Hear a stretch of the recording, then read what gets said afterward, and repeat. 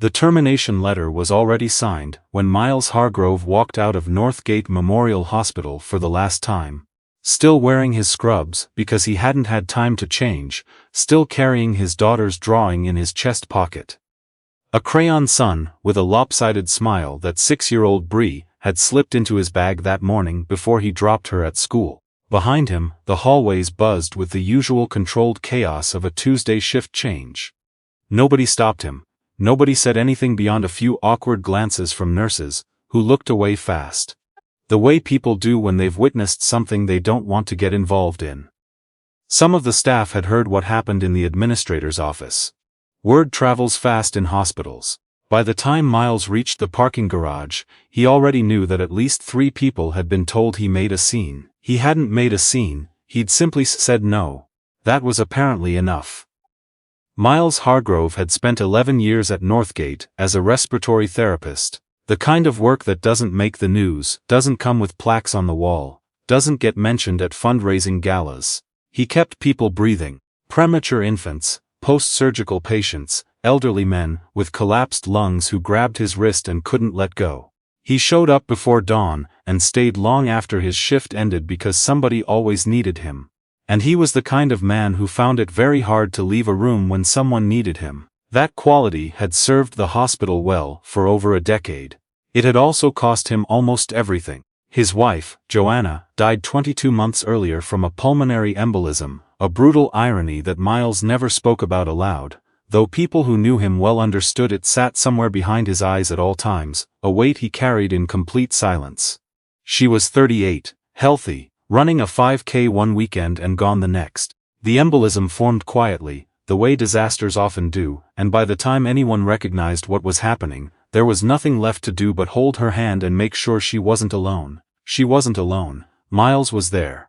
After Joanna died, Miles restructured his entire life around one single priority: Bree. He rearranged his schedule, turned down a supervisory position that would have meant more money and more hours, started cooking every meal at home, because Bree had developed advanced anxiety around unfamiliar food after her mother died, started learning how to French braid hair from YouTube tutorials at midnight after Bree went to sleep, because Joanna had always done it, and Bree still asked every single morning.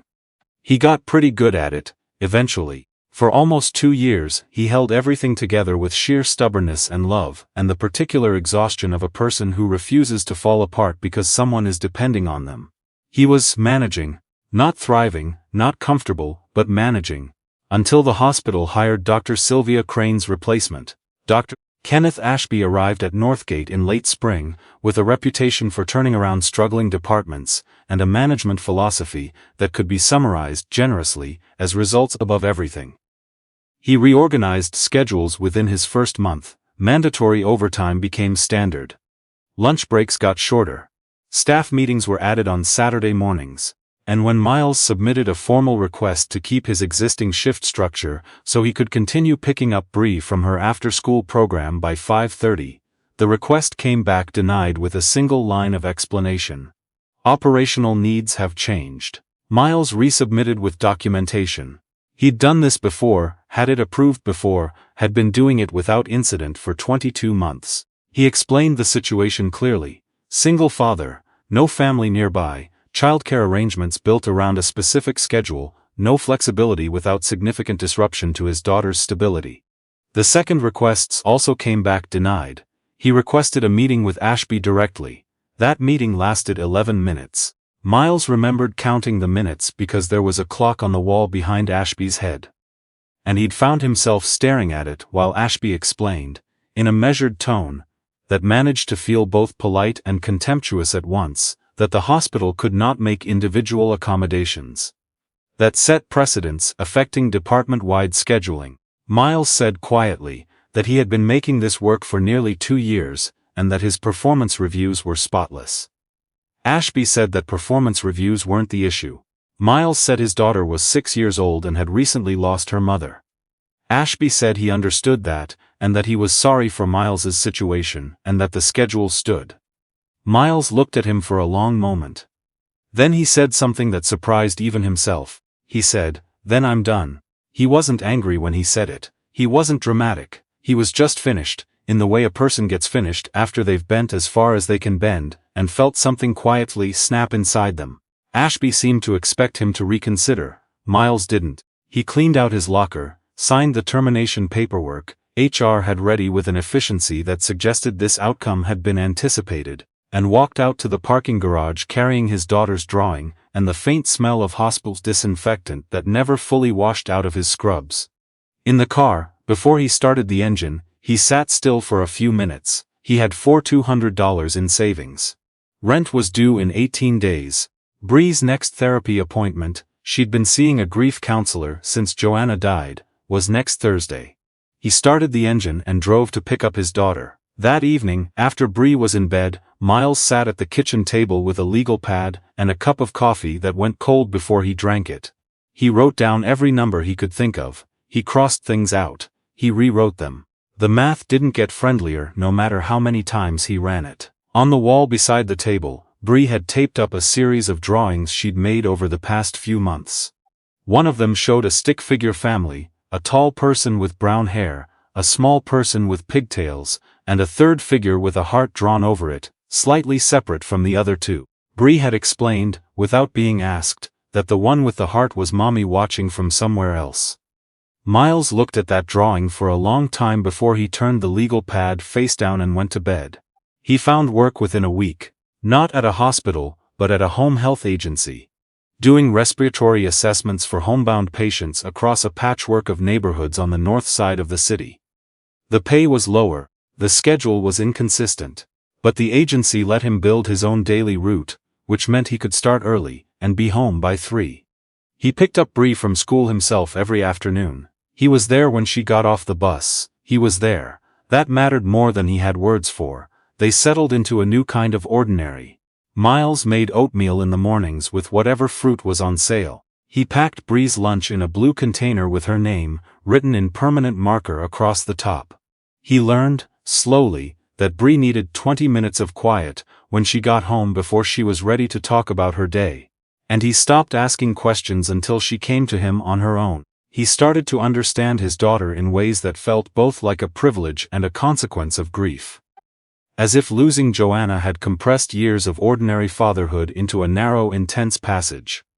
Some evenings were genuinely good. Bree would sit beside him on the couch while he did paperwork, drawing, or reading, and the apartment would feel full in a way that had nothing to do with its size. Other evenings, he'd tuck her in and come back to the kitchen and stand at the counter with the lights off for a while, just breathing. He was managing. Still managing. 4 weeks after Miles left Northgate, the hospital's respiratory therapy department experienced what internal memos would later describe as a critical systems failure. The description was bureaucratic, but the reality was human. 3 senior therapists had followed Miles out the door in the weeks since the new schedule took effect. A 4th went on medical leave. The department was running on new graduates and agency floaters who didn't know the equipment, didn't know the patients, didn't know the particular rhythms of a hospital that had been running its RT program a specific way for 15 years, a ventilator protocol that Miles had personally written and refined over 6 years, a protocol that had quietly reduced post-extubation complications in the ICU by a measurable margin, wasn't being followed correctly because nobody currently on staff fully understood why SBICs did. There were 3 serious patient incidents in 8 days. The ICU attending physicians started raising alarms. One filed a formal complaint. Dr. Kenneth Ashby was good at many things. He was efficient, he was organized. He knew how to build a spreadsheet that made a department look functional on paper. He did not know how to fix what was happening in that ICU. Smetty spent 5 days trying to solve it internally. On the 6th day, he pulled Miles Hargrove's personnel file, stared at it for a while, and then did something that cost him considerably more than he let on to anyone. He asked his assistant to find Miles's current address. He drove there himself. He didn't send HR. He didn't make a phone call first. The neighborhood caught him off guard. Not dangerous, not dramatic, just tired. Old apartment buildings with mailboxes that didn't fully close. A laundromat with a handwritten sign in the window. A corner store with a metal security gate still half down at 2 in the afternoon. Ashby had grown up in a neighborhood not entirely unlike this one, which was perhaps why it unsettled him in a way he hadn't anticipated. Miles answered the door in a gray Henley and jeans, holding a dish towel. Bree was at school. The apartment behind him was quiet and small, and organized in the particular way of a home where one person is doing the work of two.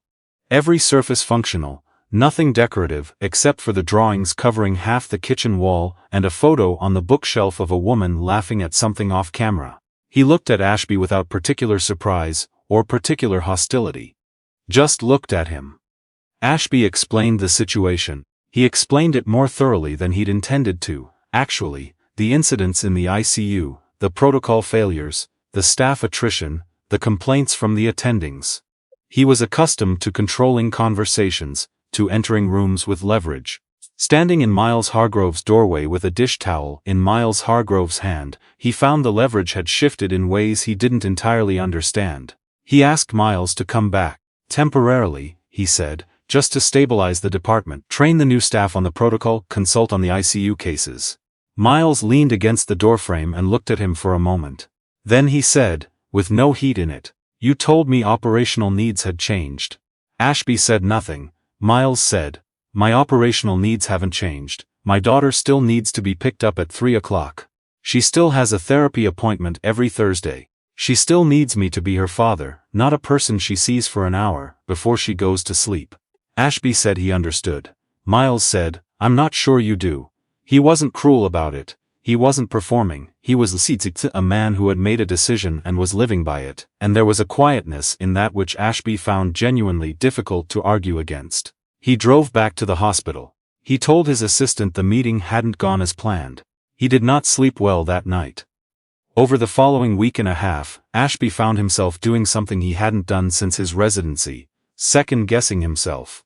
Not the operational decisions, those he could defend on paper, but the human ones. He'd been at Northgate for 7 months, and he'd lost 4 experienced therapists, triggered 3 patient incidents, and generated more internal complaints than the department had seen in 3 years. The spreadsheet that made everything look efficient was starting to look like what it actually was, a map of what had been dismantled. He started asking questions he hadn't thought to ask before. He pulled records on patient outcomes from the previous 4 years, cross-referenced them with staff rosters, and found a pattern he couldn't attribute to chance.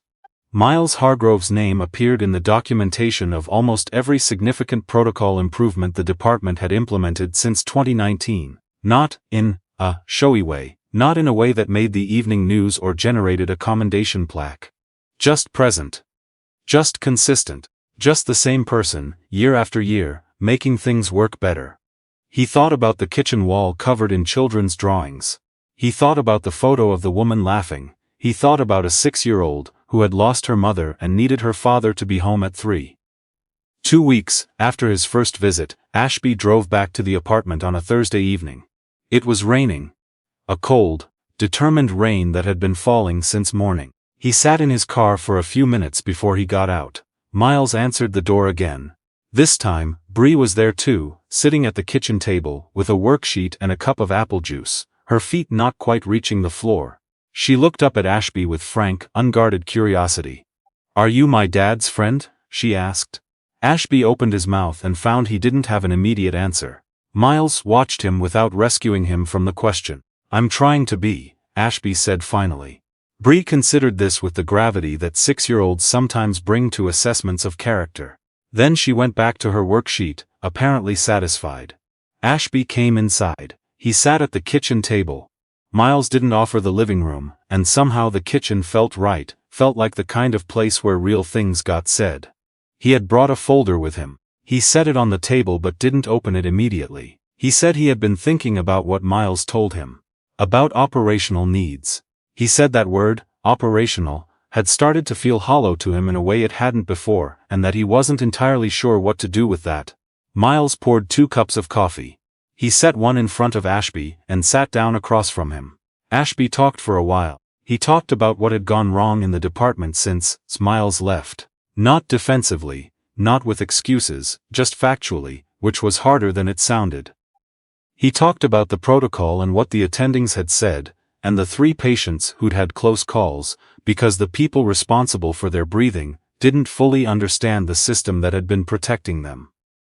Then he stopped talking and waited. Miles wrapped both hands around his mug. He looked at Bree, who was erasing something on her worksheet with the focused intensity of solving a serious problem. He said, "I need Tuesdays and Thursdays to start at 9.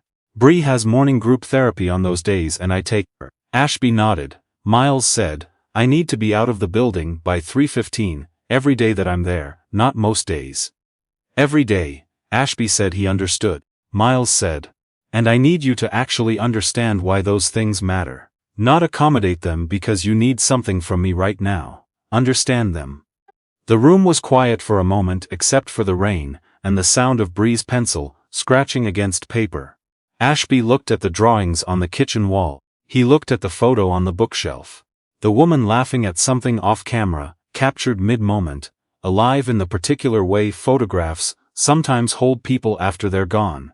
He thought about what kind of person keeps a photo like that, where they could see it from the kitchen table. He said, "I hear you." And for the first time since he'd arrived at Northgate Memorial, he meant something with more weight than the words themselves. Miles went back to the hospital. Not immediately. It took another week of conversations, a formal written agreement that Ashby insisted on drafting himself rather than running through HR, and one afternoon when Bree sat beside Miles on the couch while he read through the document and asked him quietly if the man with the car was going to make him sad again.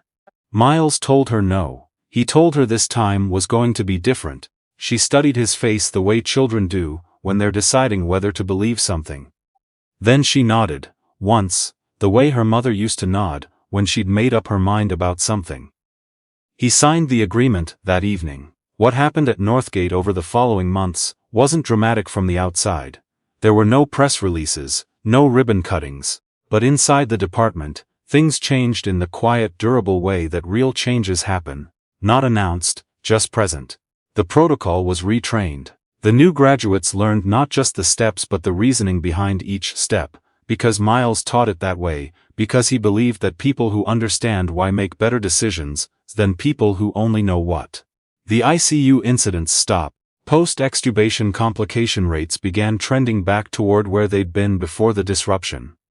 Ashby restructured the department's scheduling framework. He stopped treating flexibility as a reward and started treating it as infrastructure. He found, to his own quiet surprise, that the department ran better, not just for the staff with children, but for everyone, because people who aren't running on anxiety and resentment do better work. The logic of it, once he saw it clearly, seemed almost embarrassingly obvious. He wondered, without quite saying so out loud, how long he had been refusing to see it. He also started asking different questions in meetings.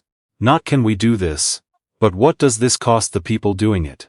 The distinction made some of his colleagues uncomfortable. He found he didn't particularly mind. Miles noticed the change. He didn't remark on it directly. That wasn't his way. But he noticed. There was an afternoon in November when Ashby stopped by the RT department late in the day and found Miles finishing up documentation before his 3:15 departure. Bree had drawn something new for the break room. She'd announced the week before. A picture of a hospital with tiny people in all the windows, every person holding a heart in their hands. Somebody had taped it up near the coffee station and written official department art above it in marker. It had stayed up. Ashby looked at it for a moment, then he looked at Miles. "How's she doing?" he asked. Miles pulled on his jacket. "Better," he said. "She's doing better."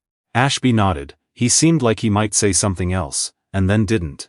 He was still learning when to speak, and when to let a thing settle on its own. Miles picked up his bag. He had 15 minutes to reach the school. He would make it. "See you tomorrow," he said. "See you tomorrow," Ashby said. That was all. Nothing cinematic about it, nothing that would make a headline. Just two people in a break room with a child's drawing on the wall and something quietly repaired between them that neither one of them had the precise language for. On a Saturday in early December, Miles took Bree to the park near their apartment. The one with the old metal swings that made a sound like a question mark every time they moved. They had been coming here since Bree was 3. It was one of the few places that had stayed exactly the same through everything. Bree wanted to feed the ducks. They didn't have bread. Miles had read that bread was bad for ducks, and had explained this to Bree in some detail, so they brought crackers instead, and stood at the edge of the pond, while Bree tossed pieces in with great ceremony and narrated each duck's reaction as though she were a nature documentary host. Miles stood beside her with his hands in his pockets, watching.